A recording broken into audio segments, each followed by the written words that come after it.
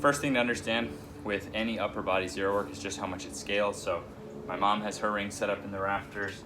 Alyssa here is going to show you. I want you to try to contract those. Oh yeah, go that way. Good. Now go back down.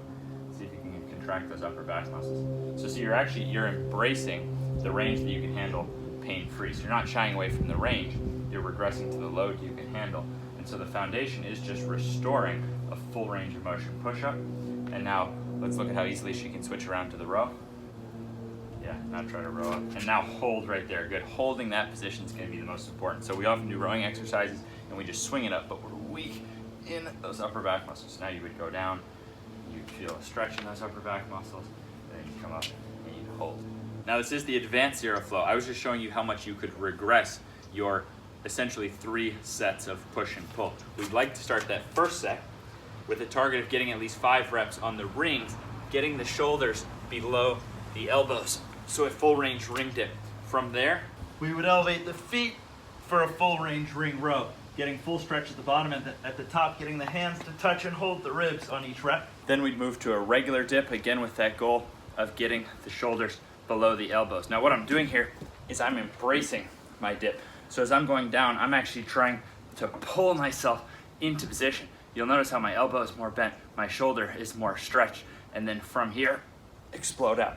Then to make the row a little easier, the feet would be on the floor. I'd shoot for 5 plus more. And for my third push, I'd then lower the rings down to now get more difficulty on a ring push-up. And here I'd be trying to get my chest below my hands. And for the final pull, it would be a chin-up. Now you could do this underhanded or overhanded. Or my favorite is actually with rings here, because notice it's closer to an overhand grip. Nice stretch at the bottom.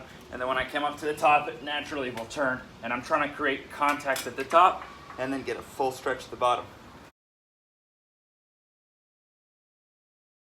So the why is that the most mobile and pound for pound strong upper bodies are the ones that I've seen have the most athleticism, the most longevity, the most ability without pain. Now in terms of the numbers, those are just really average numbers, meaning like I think that every male should be able to do those. Now you can see for a female, like my mom is 67 and she can just do 3 sets of 5 each on the ring push-up and ring row, regress to her level. So this just gives targets that I think that someone even with below average genetics who isn't trying to be a world-class gymnast or something like that, who is just trying to prioritize human bulletproofing, because the definition of ATG is that ATG is not a sport. ATG is trying to exist there using tools from wherever they come from in the fields of fitness and then apply them as measurable ways of bulletproofing our body. So that's what we're going for here. Is we're going for an increase of strength through range of motion, really balanced between pushing and pulling. So the last part, your part, would basically be identifying your level and doing 3 sets of 5 plus each. Now 5 plus does mean you can go to tap out, you can go to failure. So someone even more advanced could go beyond 5, but you would know that, okay, if I didn't get 5 on the dip, then I should probably have done the push-up in that case, right? So the 5 reps gives us a guiding principle to help us work at the right level. You don't have to send in your form on doing this whole thing, because in Zero Dense Standards, we've actually already worked on these exercises. But if you had any questions, you definitely should send in your form on a particular exercise.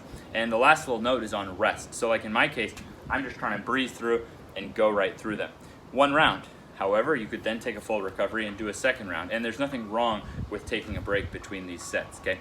They're gonna work by overall putting in that volume. In my case, I don't care a whole lot about the upper body. I just wanna pursue, for me, my goal, maximum bulletproofing, maximum athleticism. So this is awesome that I can get something, maintain a very functional, protected upper body in literally just a few minutes.